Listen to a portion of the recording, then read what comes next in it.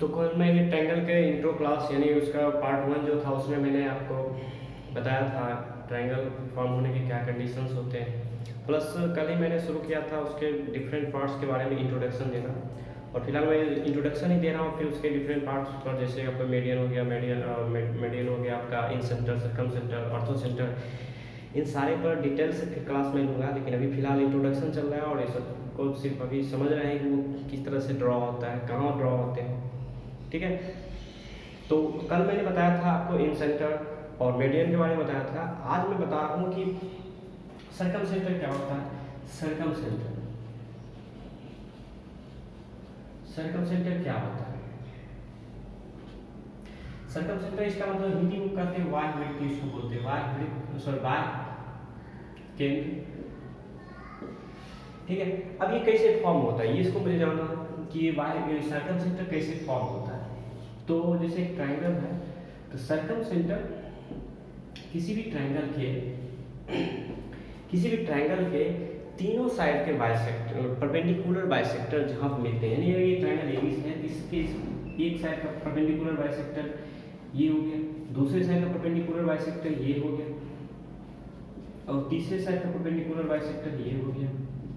ठीक है, अब ये परपेंडिकुलर किसी भी ट्रायंगल में उसके तीनों साइड का परपेंडिकुलर बाइसेक्टर आप लोग जानते हैं कि क्या होता है। किसी लाइन के यहाँ से आप एक चाप लीजिए, फिर यहाँ से एक चाप लीजिए, फिर यहाँ से इस तरह से लीजिए, और फिर यहाँ से इस तरह से लीजिए, और जब मिलाइएगा तो ये क्या होता है, परपेंडिकुलर बाइसेक्टर होता है। यानी बाइसेक्ट करते हुए एक लाइन परपेंडिकुलरली उसको बाइसेक्ट करता है किसी लाइन को। तो उसी तरह से मैंने ये BC को परपेंडिकुलर बाइसेक्ट किया, फिर AC को, और मैंने फिर AB को।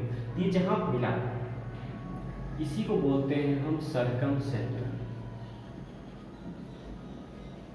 इसको हम बोलते हैं वाह्य केंद्र। यानी वाह्य केंद्र मतलब क्या कि इस सेंटर की मदद से इस ट्रायंगल के तीनों वर्टेक्स होते हुए एक मैं सर्कल खींच सकता हूँ। यानी आप कह सकते हैं कि इसके बीच का ये डिस्टेंस और ये डिस्टेंस क्या होगा, बराबर होगा। यानी ये किसका काम करेगा, इस बाह्य वृत्त के रेडियस का काम करेगा, त्रिज्या का काम करेगा। ठीक है, तो इस तरह से मैं जो इन सेंटर एंगल बाइसेक्टर जहाँ मिलते हैं वहाँ तो उसको इन सेंटर बोलते हैं, और आपका साइड का परपेंडिकुलर बाइसेक्टर जहाँ मिलता है उसे क्या बोलते हैं, हम लोग सर्कम सेंटर बोलते हैं। अब चलते हैं ऑर्थो सेंटर। ठीक है, ऑर्थो सेंटर क्या होता है उसका डिटेल्स देखते हैं। ऑर्थो सेंटर क्या होता है कि किसी भी ट्रायंगल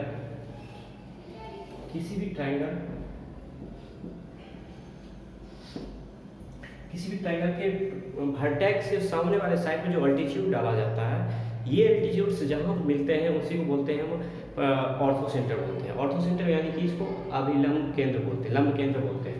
जैसे कि देखिए A से अल्टीट्यूड मैंने इस पर डाला, फिर B से मैंने इस सबके सामने वाले साइड AC पर लाइन डाला, और C से मैंने इस पर लाइन डाला।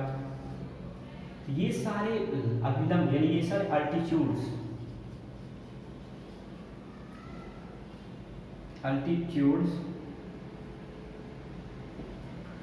ये सारे क्या है, ये सब के सब अल्टीट्यूड्स हैं। ये भी क्या है, अल्टीट्यूड्स। ये तीनों अल्टीट्यूड्स जहां पे अभिलंब, इसको हिंदी में अभिलंब भी बोलते हैं। ये तीनों अभिलंब जहां पर मिलते हैं इसे बोला जाता है ऑर्थो सेंटर। और ये तीनों अभिलंब आपको कहाँ मिलता हुआ दिख रहा है, तो यहाँ इस पॉइंट मिलता हुआ, इसको बोलते हैं लंब केंद्र या ऑर्थो सेंटर। अब ऑर्थो सेंटर, ठीक है।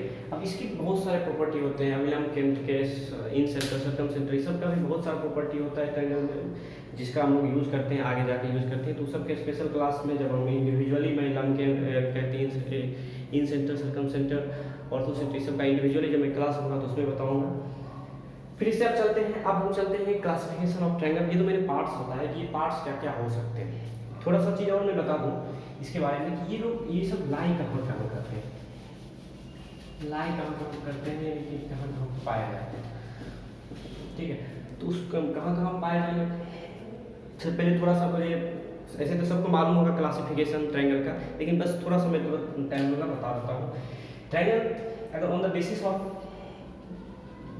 ऑफ एंगल, ट्रायंगल तीन टाइप के होते हैं। बेसिक एंगल के आधार पर ट्रायंगल 3 टाइप के होते हैं।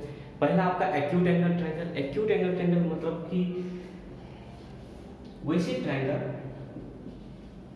इनके सारे एंगल्स लेस देन 90 होते हैं। Angle A, angle B and angle C, ये तीनों क्या है, लेस देन 90 डिग्री होते हैं। तो इसको बोलते हैं एक्यूट एंगल ट्रायंगल, जिसको हम हिंदी में बोलते हैं न्यून कोण त्रिभुज। ठीक है, एक ट्रायंगल ऐसा होता है जिसका एक एंगल 90 डिग्री होता है, यानी एंगल ए और angle C less than 90 and angle B equal to 90। कोई एक ट्रायंगल, एक एंगल क्या होगा 90 डिग्री होगा, अदर दो एंगल लेस देन 90 होगा, तो इसको बोलते हैं हम राइट एंगल ट्रायंगल। और तीसरा है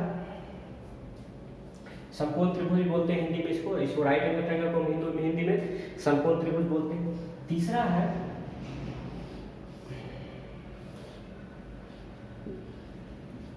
दो angle A angle be less than 90 और एंगल सी और एंगल बी ग्रेटर देन 90, यानी एक एंगल 90 डिग्री से बड़ा होगा। जरूरी है बी हो सकता है सी भी रहे, मैंने जैसे कंस्ट्रक्शन बनाया है उसके हिसाब से मैंने बताया कि एंगल बी यहाँ पर 90 डिग्री से बड़ा है। तो किसी भी ट्रायंगल में अगर एक एंगल 90 डिग्री से बड़ा हो तो ऑब्वियसली वो ट्रायंगल क्या हो जाएगा, ऑब्ट्यूस एंगल ट्रायंगल बोलते हैं उसको, यानी कि उसको अधिक कोण त्रिभुज बोलते हैं। ठीक है, तो इसे आप लोग नोट कर लीजिएगा, या ऐसे तो जानते भी होंगे बहुत सब। एक और कंडीशन आप लोग याद रखिए, किसी भी ट्रायंगल में ओनली एंड ओनली एक समकोण हो सकता है, यानी एक राइट एंगल हो सकता है, और अदर दो एंगल जो होगा वो लेस देन 90 डिग्री होगा। दूसरा, अगर किसी भी ट्रायंगल में अधिक से अधिक कोण हो सकता है, यानी ऑब्ट्यूस एंगल जो है सिर्फ एक ही हो सकता है, अदर दो एंगल जो होगा वो निश्चित रूप से लेस देन 90 डिग्री होगा। तो अगर कभी कभी पूछ दिया जाए मैक्सिमम एक ट्रायंगल कितने राइट एंगल हो सकते हैं या उससे अधिक एंगल हो सकते हैं, तो आपको कहना है मैक्सिमम एक ही राइट एंगल हो सकते हैं या उससे अधिक का एंगल हो सकते हैं, यानी ऑब्ट्यूस एंगल हो सकते हैं। ये तो on the basis of angle होगा acute angle triangle, right angle triangle और obtuse angle triangle. Acute angle triangle तीनों एंगल लेस देन 90 होता है, राइट एंगल ट्रायंगल एक 90 डिग्री का होता है एंगल, और ऑब्ट्यूस एंगल ट्रायंगल एक ग्रेटर देन 90 डिग्री होता है। On the basis of side triangle को बांटा गया है। फिर ट्रायंगल को on the basis of side बांटते हैं। ऑफ साइड ट्रायंगल को तीन पार्ट में उसके साइड के आधार पर बांटा गया। जैसे क्या है, एक ट्रायंगल होता है जिसका तीनों साइड बराबर होता है, एक ट्रायंगल का तीनों साइड क्या होता है, बराबर होता है, और एक ट्रायंगल का कोई दो साइड बराबर होता है, और एक ट्रायंगल का कोई साइड बराबर नहीं होता है। ठीक है,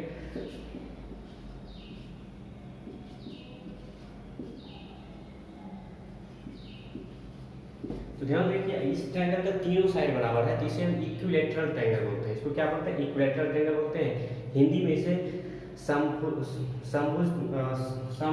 त्रिभुज बोलते हैं, हम इसको समबाहु त्रिभुज भी बोल सकते हैं, हिंदी में समबाहु त्रिभुज। इसे हिंदी में समद्विबाहु त्रिभुज बोलते हैं, या अंग्रेजी बोलिए तो आइसोसेलेस ट्रायंगल बोलते हैं, क्योंकि इसके दो साइड क्या है, बराबर है। तो वैसे ट्रायंगल जिसके दो साइड बराबर हो तो उसको हम आइसोसेलेस ट्रायंगल बोलते हैं। वैसे त्रिभुज या ट्रायंगल जिसके तीनों साइड बराबर ना हो इसे स्केलर ट्रायंगल बोलते हैं, यानी विषम बाहु त्रिभुज बोलते हैं। ठीक है, तो ये इंट्रोडक्शन था, ये तो सब लोग क्लासिफिकेशन है कितने तरह का होते हैं लेकिन। ठीक है, तो अभी जो मैंने बताया आपको incentre, circumcentre, orthocentre, वो इस इन ट्रायंगल में कहाँ कहाँ अप्लाई करते हैं ये जानना बहुत जरूरी है। क्योंकि अगर आप किसी कोई क्वेश्चन अगर बनाते हैं इन सेंटर, सर्कम सेंटर और ऑर्थो सेंटर से रिलेटेड एंगल फाइंड आउट करने के लिए, तो उसमें जब आप कंस्ट्रक्शन बनाइएगा तो उसमें ये बहुत ज़्यादा काम आने वाला है आपको, कि किसी भी ट्रायंगल में incentre, circumcentre, orthocentre, centroid, ये सब कहाँ पाए जाते हैं। तो पहले याद रखिएगा एक्यूट एंगल ट्रायंगल में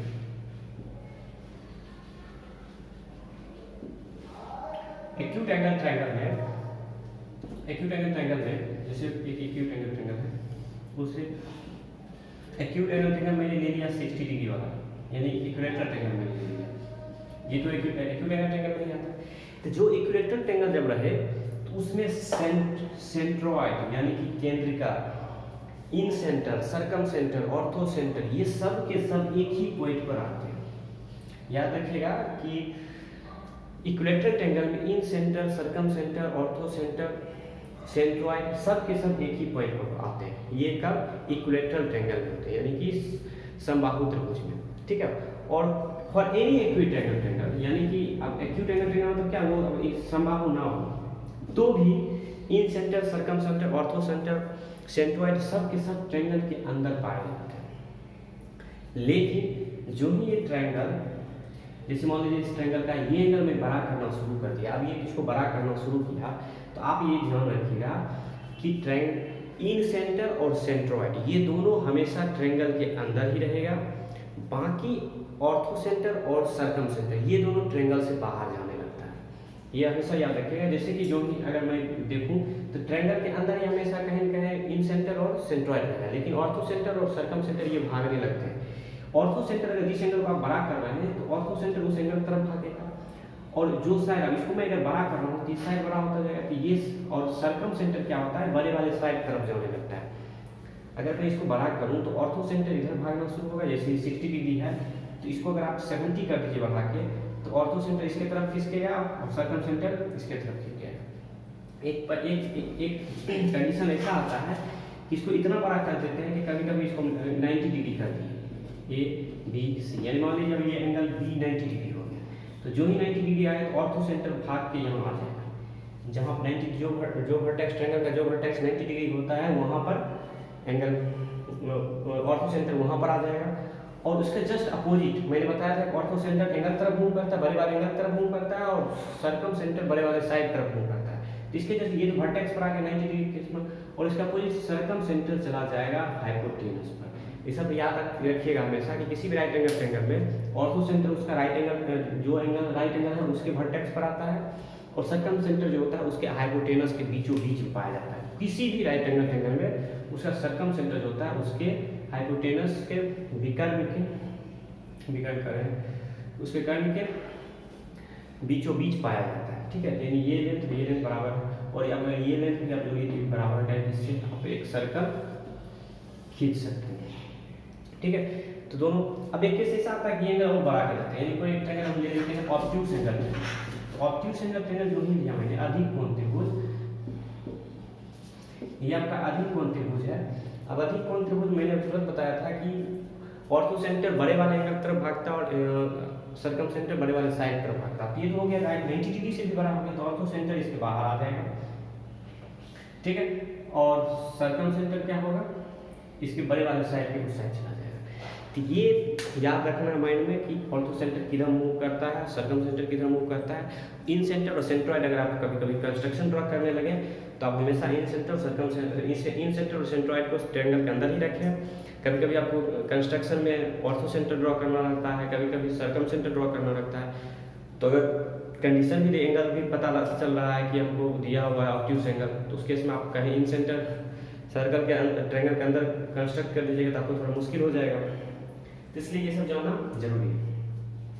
अब क्या एक कंडीशन और है ट्रायंगल जो कि हमेशा फॉलो करता है, हर ट्रायंगल के लिए अपना अपना एक अलग अलग कंडीशन। ये कंडीशन तो मैंने बता दिया, incentre, circumcentre, orthocentre सब कहाँ लाई करते हैं। एक कंडीशन क्या है, इनके साइड का कंडीशन है कि ट्रायंगल, डिफरेंट ट्रायंगल में क्या हो, आप पाइथागोरस थ्योरम जानते होंगे, पाइथागोरस ट्रिपलेट्स, तो उसके आधार पर हम बता सकते हैं कि कोई भी ट्रायंगल एक्यूट एंगल ट्रायंगल है या राइट एंगल ट्रायंगल है या ऑब्ट्यूज एंगल ट्रायंगल है। देखिए कोई भी एक ट्रायंगल है, ये एंगल मेरा थीटा है, ठीक है। अब सपोज करता हूँ ए बी और सी, कोई तीन साइड है, उस साइड का लेंथ है ए बी सी, तो इसके तीन कंडीशन होते हैं। अगर दो साइड के स्क्वायर का सम, दो साइड के आप हमेशा दो शॉर्टर साइड लीजिएगा, एक लार्जर साइड, तो दो शॉर्टर साइड के स्क्वायर का सम अगर लेस देन, पहले तो ग्रेटर ले लेता हूँ, greater than the square of the third side, then ये ट्रायंगल होगा एक्यूट एंगल।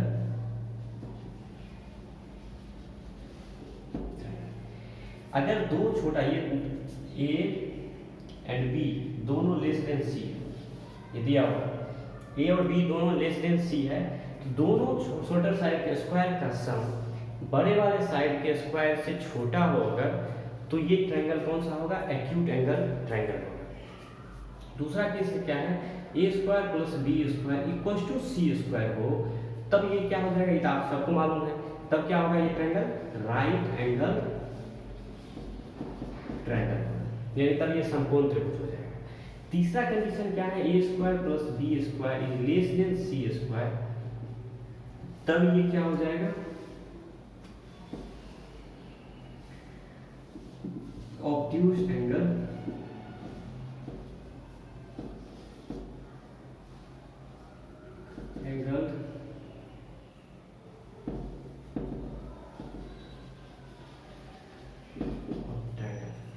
तीन कंडीशन होते हैं। आपको किसी ट्रायंगल के तीन साइड दे दिया जाएगा और कुछ पता करना हो कि ये ट्रायंगल एक्यूट एंगल ट्रायंगल है कि नहीं, या ऑब्ट्यूज एंगल ट्रायंगल है, या राइट एंगल ट्रायंगल है, तो इसके बाद सिंपल सा कंडीशन है कि दो शॉर्टर साइड के स्क्वायर को आप जोड़िए, अगर वो थर्ड साइड के स्क्वायर से बड़ा हो रहा है तो वो ट्रायंगल क्या होगा, राइट एंगल ट्रायंगल, सॉरी हाँ बड़ा हो रहा है तो वो ट्रायंगल क्या हो जाएगा, एक्यूट एंगल ट्रायंगल हो जाएगा।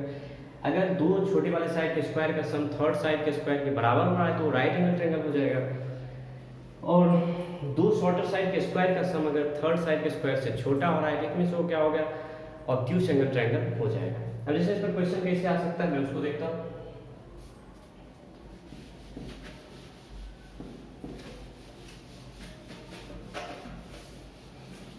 क्वेश्चन कभी क्या दे सकता है, किसी ट्रायंगल का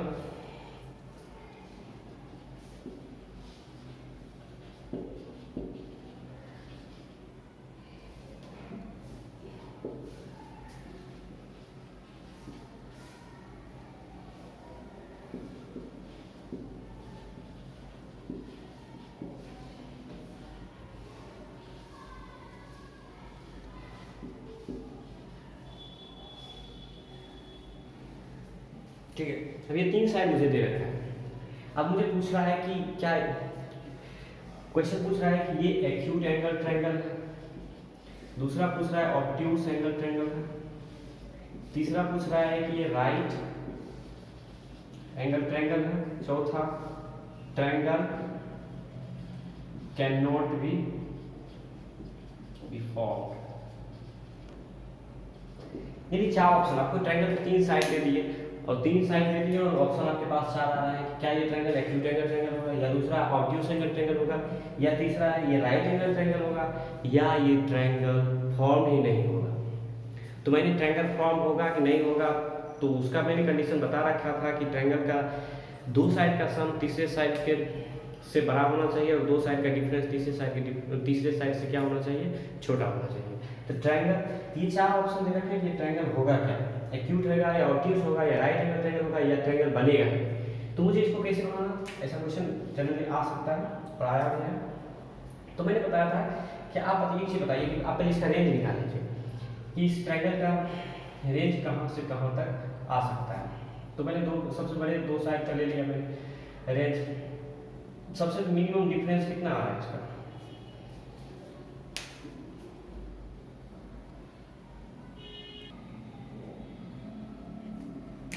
डिफरेंस इसका कितना आ रहा है 2, और इसका सम कितना आ रहा है 14। देखिए 2 और 14 के बीच में 9 है, ठीक है। आप कोई भी दो साइड ले लीजिए, 8 और 9 का डिफरेंस कितना, 1 आ रहा है, सम कितना आ रहा है 17 आ रहा है, उसके बीच में तीसरा साइड है, अच्छा है, ये भी सेटिस्फाई कर रहा है। आप ये दोनों ले लीजिए, सम डिफरेंस कितना आ रहा है इसका 3 आ रहा है, दोनों का सम कितना आ रहा है 15 आ रहा है, क्या उसके बीच में 8 है, तीसरा साइड। ये तो ट्रायंगल फॉर्म हो रहा है, ऑब्वियसली दिख रहा है ट्रायंगल फॉर्म होगा, इसको इतना चेक करने की जरूरत भी नहीं है। तो अब ये क्या है कि ट्रायंगल तो है, फिर कैसा ट्रायंगल है, राइट एंगल ट्रायंगल है या ऑब्ट्यूज एंगल ट्रायंगल है या एक्यूट एंगल ट्रायंगल है, तो ये कैसे पता चलेगा। तो मैंने इस तरह सिंपल सा बताया कि दो शॉर्टर साइड लीजिए, उसके स्क्वायर को जोड़िए, शॉर्टर साइड का स्क्वायर कितना होता है 6 का स्क्वायर प्लस 8 का स्क्वायर कितना आ गया, और इधर क्या है 9 का स्क्वायर, ये होता है 81, और इधर कितना होता है 36 प्लस 64, यानी आ रहा है 100, जो कि ग्रेटर देन है किससे 81 से, यानी थर्ड साइड के स्क्वायर से बड़ा है ये दोनों के स्क्वायर का सम। तो इसका मतलब ये कौन सा ट्रायंगल हो जाएगा आपका एक्यूट एंगल ट्रायंगल, ये आपका हो जाएगा। ये ट्रायंगल कैसा होगा, मैंने बताया था कि जब दो छोटे साइड के स्क्वायर का सम अगर तीसरे साइड के स्क्वायर से बड़ा हो तो ट्रायंगल क्या होगा, एक्यूट एंगल ट्रायंगल होगा।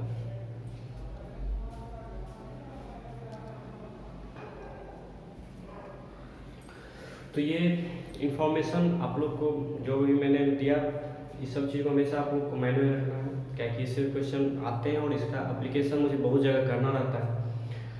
अब मैं चलता हूँ जनरली ट्रायंगल के बारे में। अब ट्रायंगल के बारे में तो मैंने उसके कंडीशंस कुछ पढ़ लिए, अब उसके एंगल पर चलता हूँ कि एंगल का क्या क्या काम होता है। देखिए ट्रायंगल का सबसे पहला, ट्रायंगल के तीनों एंगल का सम 180 होता है। क्यों होता है ये भी मैंने बता दिया। वैसे बहुत तरह से ये 180 को प्रूव किया जा सकता है। जनरली मैंने सिंपल वे में प्रूव करके दिखा दिया था क्यों होता है। पर आप दूसरा क्या है कि ट्रायंगल का एंगल, दो तरह का ट्रायंगल एंगल होता है। एक एंगल ये इंटीरियर एंगल हो गया और ये एक्सटीरियर एंगल हो गया, ठीक है। ये अंतः कोण हो गया और ये बाह्य कोण हो गया, ठीक है। और आप जानते हैं कि अंतः कोण और बाह्य कोण मिलकर एक स्ट्रेट एंगल फॉर्म करता है। तो ये टोटल कितना हो गया? 180 डिग्री। तो अब एक चीज देखिए, आपने एंगल सी में यानी इस अल्फा में इस बीटा को जोड़ो। ध्यान देखिए, आप इस अल्फा में अगर आप इस बीटा को जोड़ दो तो भी ना 180 फॉर्म हो जाता है, 180 हो जाता है। या आप इसमें इस अल्फा में ये एंगल ए और बी दोनों जोड़ो तो भी क्या हो रहा है? 180 हो रहा है। क्लियरली मैं कह सकता हूँ कि बीटा होगा, ये वाई एंगल जो है बीटा, ये किसके बराबर हो सकता है? Angle A plus angle B के बराबर। ये हमेशा याद रखें, किसी भी ट्रायंगल का जो एक्सटीरियर एंगल होता है ये अंदर ट्रायंगल के अंदर अपोजिट साइड में जो दो इंटीरियर एंगल होता है उसके सम के बराबर होता है। तो ये मुझे याद रखना है कि किसी भी ट्रायंगल में, अगर एग्जांपल के लिए अगर मैं लूँ ये 35 है और ये 65 है तो ये कितने हो जाएंगे? 80 हो जाएंगे। इसका सम देख लीजिए, 35 और 65 कितना होता है? 100 होता है। तो आप 100 में से 180 में से इस दोनों एंगल को घटाइएगा तो कितना आ जाएगा? दोनों एंगल का सम यानी कि 100 घटाइएगा कितना आ गया? 80 आया, यानी ये एंगल 80 आया। आप जानते हैं कि ये 80 और ये एंगल मिलकर टोटल क्या बनाता है? ये एंगल टोटल मिलकर क्या बनाता है? 180 बनाता है। तो इसका मतलब ये एंगल क्या रहा होगा? 100 डिग्री। हमेशा किसी भी ट्रायंगल का तो जब भी ऐसा ये डायरेक्ट निकालना हो एक्सटीरियर एंगल तो सामने वाले दोनों इंटीरियर एंगल को जोड़ दीजिए तो आपको एक्सटीरियर एंगल मिल जाएगा। दूसरा क्या है कि हम किसी ट्रायंगल पे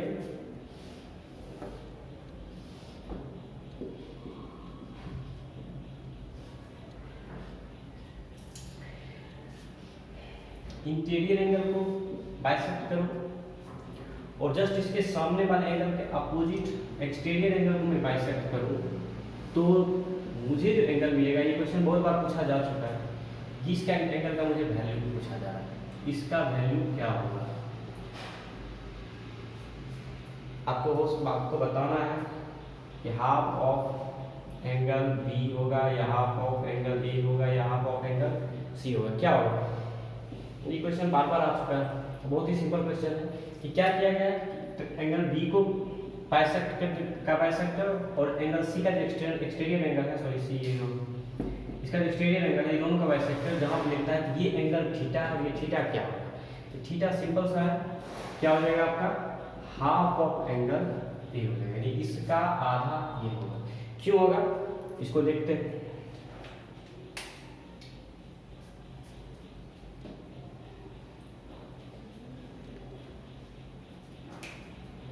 अब ध्यान देखिए, ये है आपका हाफ ऑफ एंगल बी। ये अगर बी था तो ये कितना होगा? हाफ ऑफ एंगल बी हो जाएगा, ठीक है। और अब ये देखिए, ये आपका जो है ये कितना हो जाएगा? तो ये आपका ये सी है, यहाँ से यहाँ तक क्या है? सी है। और ये कितना होगा? तो ये पूरे angle B plus angle A का आधा है। ये पूरे एंगल कितना था? ये पूरे एंगल क्या होगा? ए प्लस बी के बराबर होगा ये पूरे एंगल। तो ये एंगल कितना होगा? ये एंगल हो जाएगा ए प्लस बी का आधा, क्योंकि ये क्या किया है? ये बाइसेक्टर इसको बाइसेक्ट करता है। इस एंगल को ये बाइसेक्टर क्या किया? बाइसेक्ट किया। ये पूरे angle B plus angle A का एंगल ए है, ये पूरे angle A plus angle B है। तो ये इतना एंगल क्या हो जाएगा? Half of angle A plus B हो जाएगा। यानी ये कितना हो गया आपका? Half of angle A plus B. और ये एंगल क्या हो जाएगा? सी हो जाएगा। तो आप क्या देखिए half of angle B plus plus आपने क्या देखा एंगल सी, ये एंगल सी है, अब प्लस ये एंगल क्या हो जाएगा half of angle A plus angle B, ये तीनों अगर मैं मिलाऊं और प्लस एंगल थीटा, ये तीनों में मिलाऊं तो मुझे क्या मिलेगा 180 डिग्री मिलेगा। अब ध्यान से देखिए ये हाफ ऑफ एंगल बी हो गया प्लस हाफ ऑफ एंगल ए हो जाएगा, फिर मुझे हाफ ऑफ एंगल बी मिल रहा है प्लस एंगल सी मिल रहा है प्लस थीटा इक्वल टू मुझे 180 डिग्री मिल रहा है। मैं एक काम करता हूँ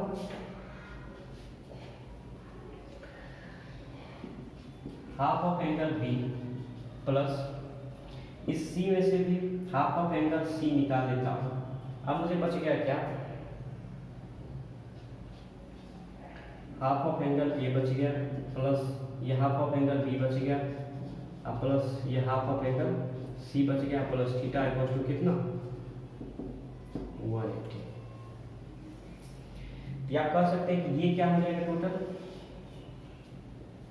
ये टोटल क्या हो जाएगा, ये टोटल मेरा हो जाएगा 90 डिग्री का, कि angle A plus angle B plus angle C होता है 180 डिग्री, तो ये हाफ सबका है, यानी ये क्या हो जाएगा 90 डिग्री, 90 डिग्री उधर जाएगा तो आपका half of angle B plus half of angle C plus theta equal to क्या हो जाएगा 90, क्योंकि ये टोटल क्या होता है 180 सॉरी 90 होता है, angle A plus angle B plus angle C होता है 180, तो सबका हाफ क्या हो जाएगा 90, 90 उधर जाकर घट जाएगा, यानी आपको ये आ गया half angle B plus half angle C plus theta equal to क्या हो जाएगा 90 डिग्री हो जाएगा।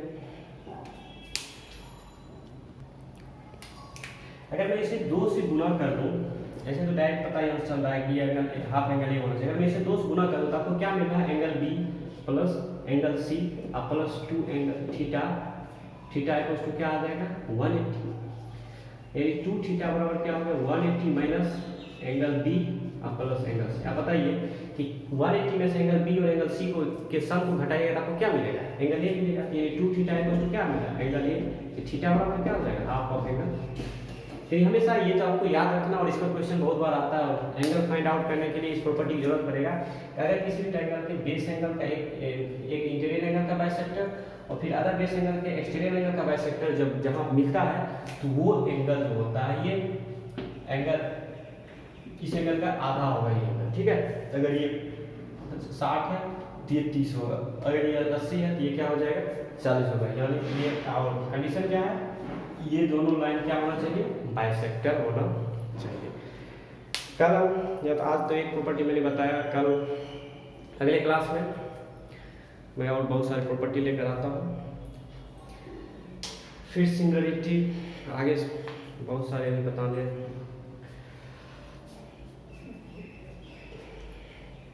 आज का क्लास यहीं तक, फिर नेक्स्ट वीडियो का आप लोग वेट कीजिए।